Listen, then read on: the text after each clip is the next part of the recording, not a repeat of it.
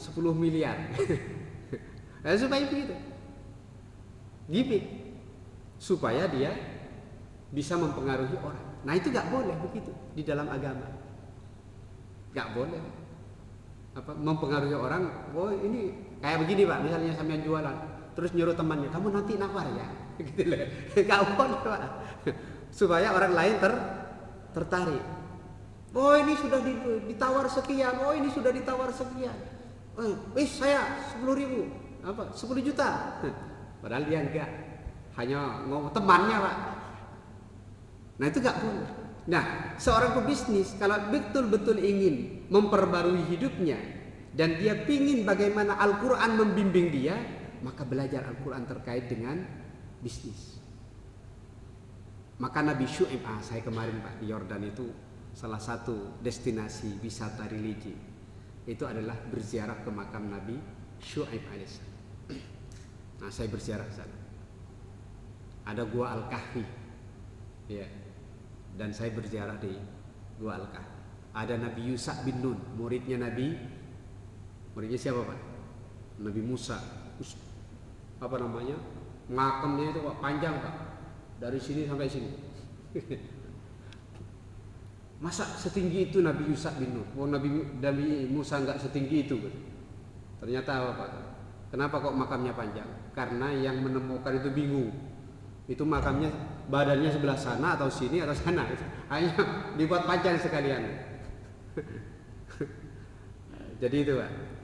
Maka harus nah setelah dapat duit banyak, dilihat tuh petunjuk Al-Quran. Petunjuk Al-Quran itu dilihat. Apa yang harus dilakukan bagi orang yang sudah Allah mudahkan kehidupannya dengan harta yang banyak. Makanya Pak, ada seorang, kemarin saya ke Tropodo itu, habis pengajian silaturahim, ada seorang dosen. Itu dia menawarkan ke saya untuk membuat rumah Quran. Ini Ustadz, ada rumah saya bikinkan, tolong dibuatkan rumah Quran. Saya memang di tahun-tahun ini mau membuat banyak rumah Quran. Jadi kalau ada rumah-rumah yang pingin diberkahi dengan bacaan Quran, kosong nggak dibaca, bolehlah nanti kerjasama. Nah akhirnya apa?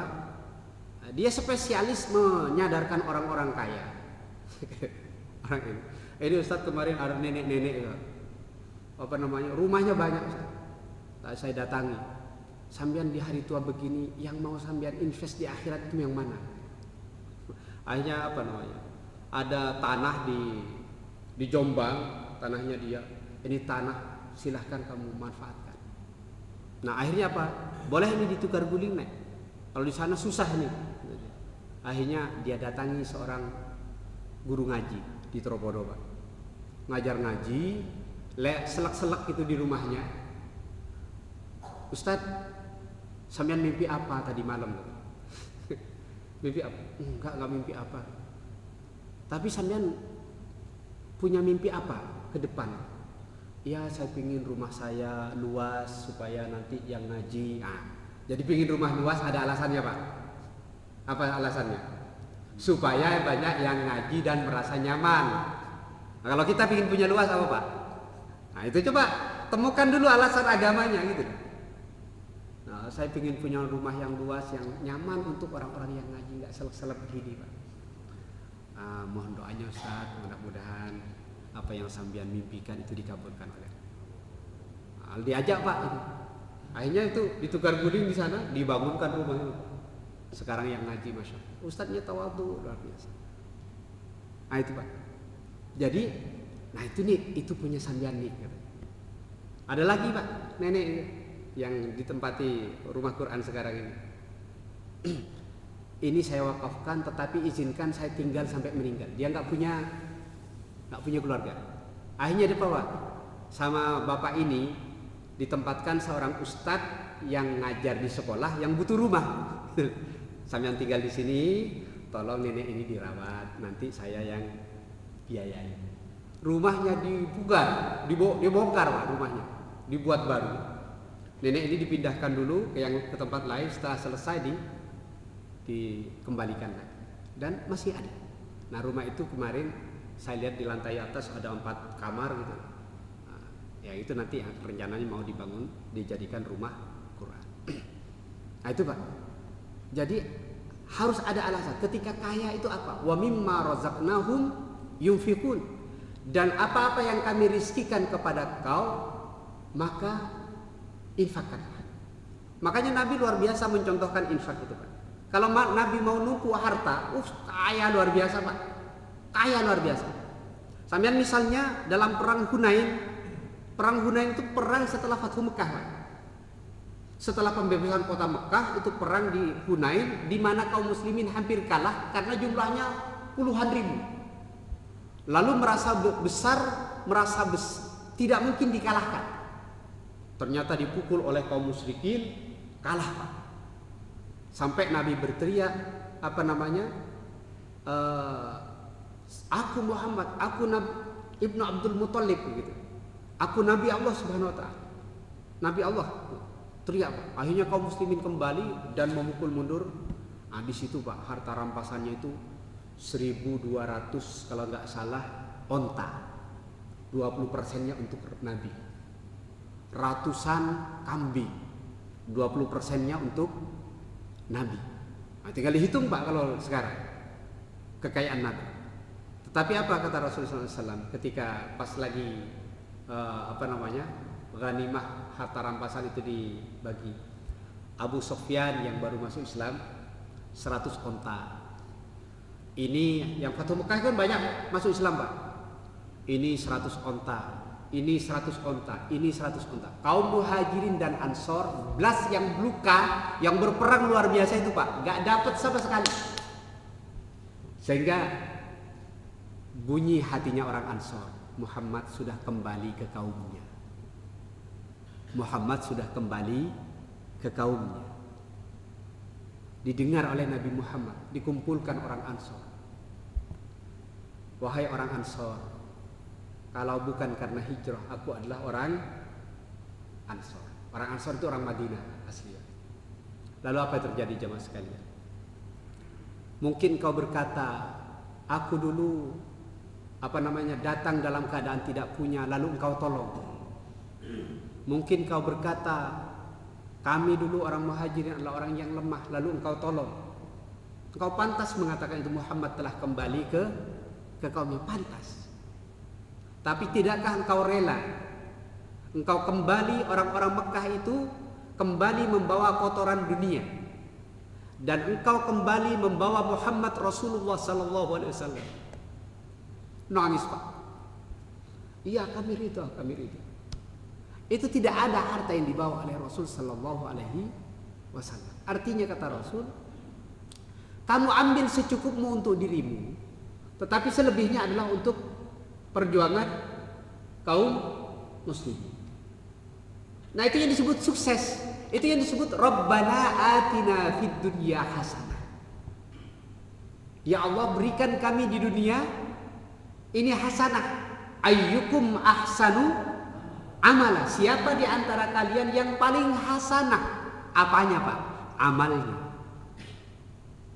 Maka tidak bisa kita meniru model suksesnya orang-orang materialis, orang-orang Barat yang sekarang banyak muncul di medsos Pak. Ini usianya masih 20 tahun tapi kekayaannya luar biasa. Bangga dengan sarana. Ya harus bangga Pak. Kalau kaum muslimin, karena nanti menjadi sarana amal. Menjadi sarana amal. Maka luar biasa jemaah sekalian. Kebutuhan kita kan, kebutuhan pokok kita makan, rumah, jalan-jalan, kan gitu Pak ya. Kebutuhan aslinya gitu. Dan kayak rumah, makan, kehidupan sehari-hari gitu, bayar ini bayar itu gitu ya. Rumah sama jalan-jalan, itu kan kebutuhan pokoknya. Tetapi kan selebihnya kita taruh di bank. Taruh di bank. Oleh bank, siapa yang megang bank? Tergantung siapa yang megang bank. Digunakan untuk menguasai lahan berjuta-juta hektar. Pakai duitnya siapa Pak? Ya duit kita yang disimpan itu Pak. Duit kita ya disimpan. Makanya dalam agama ini yang paling kalau kita ingin betul-betul manfaat, niatkan misalnya berdagang Pak. Sampean punya duit banyak misalnya, miliaran di bank. Coba Mbak investasikan kepada orang-orang miskin yang punya potensi untuk berdagang. Mereka investasikan kepada orang kampung untuk apa namanya? Misalnya ngelola kambing. Investasikan untuk ngelola pertanian. Itu menggerakkan ekonomi. Itu juga bagian dari ayyukum ahsanu amala. Saya kemarin ketemu takmir di mana itu di Biung Pak. Takmirnya pengusaha properti. Cerita dia, ayah saya properti Ustaz. Terus setelah itu saya dulu kerja di bank dan saya terbaik. Jadi berhenti di umur 48 tahun sebelum dia pensiun. Pak, orang kayak sampean ini kata saya, ajari anak-anak muda untuk belajar ilmu kayak sampean. Ya kalau ada sok mumpung. Nah itu ayyukum ahsanu amal. Sekarang Pak misalnya usaha-usaha kecil gitu ya yang biasa dihidupkan. Saya orang Madura Pak, orang Pamekasan. Itu ada mungkin sampean tahu ada toko-toko kecil gitu ya Pak. Di apa namanya? Iya gitu ya. Itu ya di sini di Jambangan itu loh Pak. Itu modal 100 juta sudah menghidupi satu keluarga. Modal 100 juta menghidupi satu keluarga. Jadi suami istri menjaga toko itu lalu dibagi dua dengan pemuda. Dan itu hidup Pak. Hidup. Mereka bisa bangun ekonominya, anaknya bisa masuk sekolah pesantren gitu. Menghidupkan. Coba misalnya kalian punya 101 miliar di rumah, ditaruh di bank, berapa cuma penghasilannya? Coba diberikan ke mereka. Mohon maaf orang-orang, kamu jaga ini toko ini. Dan itu hidup Pak. Mereka bisa menyekolahkan anak, mengkuliahkan anak dengan duit segitu. Makanya duit itu harus diputar di kalangan umat, jangan disimpan untuk hanya mengkayakan diri sendiri. Nah, jemaah sekalian yang dimuliakan Allah Subhanahu. Karenanya Nabi Muhammad SAW itu dalam cara berfikirnya, itu ada cara berfikir amal. Coba doanya misalnya begini Pak, doa Nabi. Ini doa panjang, doanya panjang. Tapi doa Nabi yang paling cocok dengan tema sekarang ini adalah kalimat ini. Waj'alil hayata ziyadatan lana fi kulli khair. Jadikanlah tambahan umur hari ini, tambahan kehidupan hari ini, ya. Ziyadatan lana, tambahan bagi kami fi kulli khair, dalam amal-amal kebaikan. Ya Allah, Engkau tambahkan umurku hari ini di hari Sabtu, gitu ya. Jadikan tambahan umur di hari Sabtu ini ya Allah, tambahan dalam amal-amal kebaikan. Jadi mikirnya tiap hari itu adalah ayyukum ahsanu amala. Siapa di antara kalian yang paling hasanah amalnya? Itu cara berpikir Nabi. Nah, coba kita hari ini mikir apa Pak? Siang ini mikir apa Pak? Pagi ini. Ya. Kebaikan apa yang mau kita produksi hari ini? Yang berdampak kepada banyak orang. Kalau hanya berdampak untuk diri sendiri ya sekeluarga ya kecil. Yang berdampak kepada banyak orang. Amal itu nilainya berkali lipat di hadapan Allah, bergantung dampaknya. Bisa kecil, tapi dampaknya bisa sangat besar. Contoh, ada seorang Muslim di Afrika. Dia itu hanya menjaga tokonya dengan cara yang Islami, ya, dilayani setiap orang jujur, gitu. Lalu ada seorang pencuri, orang Yahudi Afrika. Yahudi Afrika ini nyuri tiap hari Pak. beli 10.000, ngambil barangnya 20.000 Pak. Tapi dibiarkan punya toko itu tahu Pak, anak muda dinyuri, tapi tetap diambil sebelum itu, dibiarkan sampai suatu hari dia lupa nyuri Pak. Jadi lupa nyuri karena saking biasanya. Amal kecil Pak, tapi dampaknya besar. Makanya kita tidak tahu kadang-kadang amal yang berdampak besar itu yang mana. Maka yang penting setiap hari adalah meniatkan untuk beramal baik dimanapun kesempatan itu Allah datangkan. Setiap ada kesempatan beramal baik, maka kita ambil itu peluang amal baik. Jangan-jangan ini berdampak sangat besar. Nah contohnya Pak, tadi Pak, apa yang terjadi jemaah sekalian? Pemuda Yahudi lupa. Lalu disapa oleh pemilik toko, "Dek, nggak seperti biasanya." Gitu. Maksudnya gimana? Lah biasanya kan ngambilnya lebih kalau lo Bapak tahu gitu. Sudah lama saya tahu. Lo kok nggak ini? Ya, nggak apa-apa. Tapi sekarang adik harus punya janji dengan saya.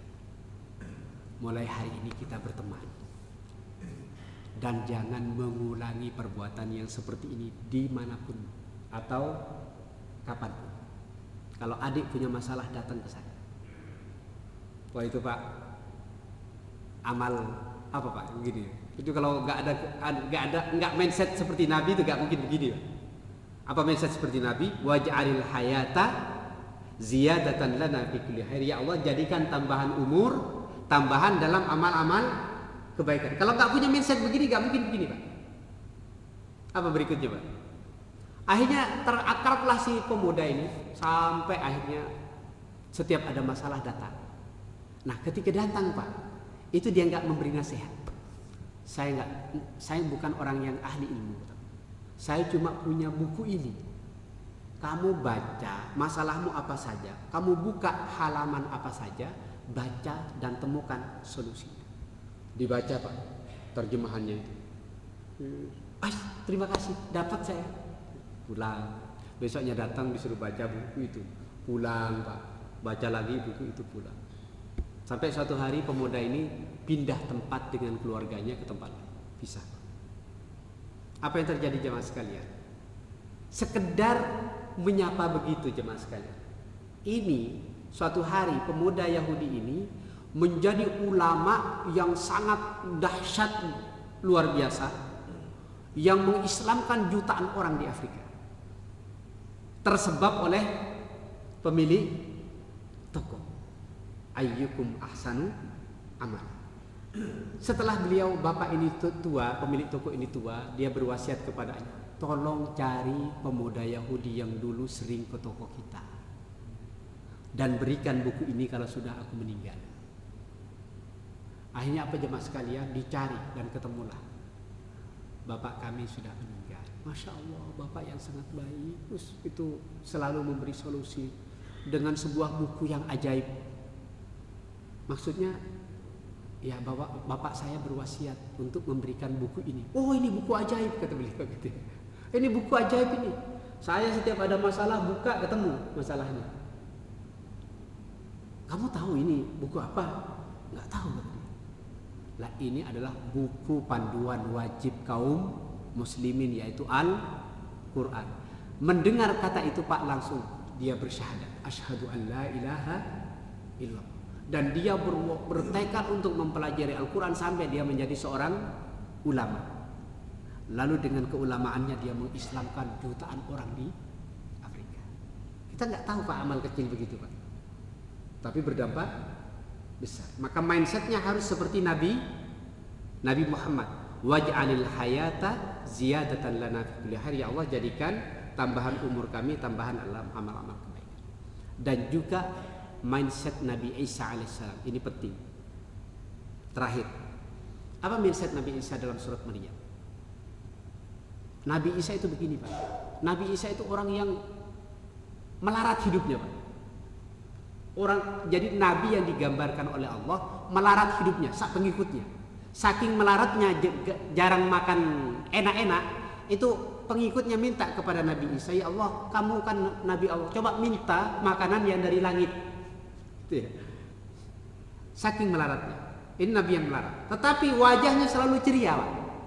Wajah Nabi Isa itu Sehingga ditegur oleh Nabi Yahya, wahai Nabi Isa, engkau ceria terus, gembira terus, tersenyum terus, kok kayak kamu merasa aman dari apa namanya, dari murkanya Allah gitu.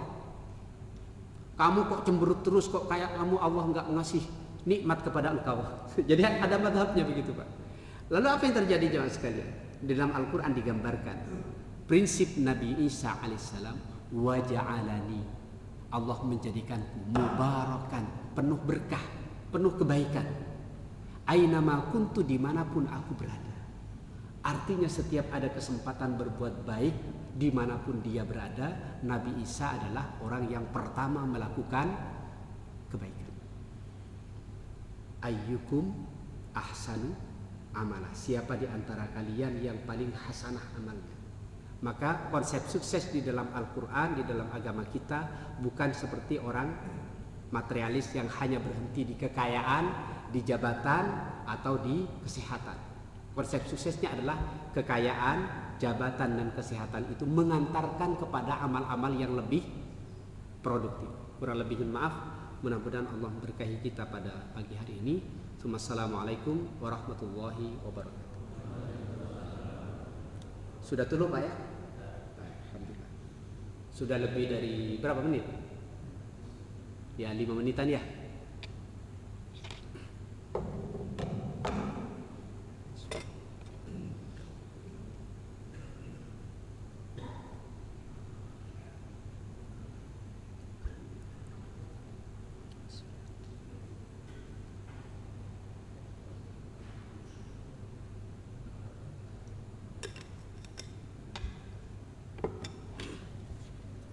Sampun Pak?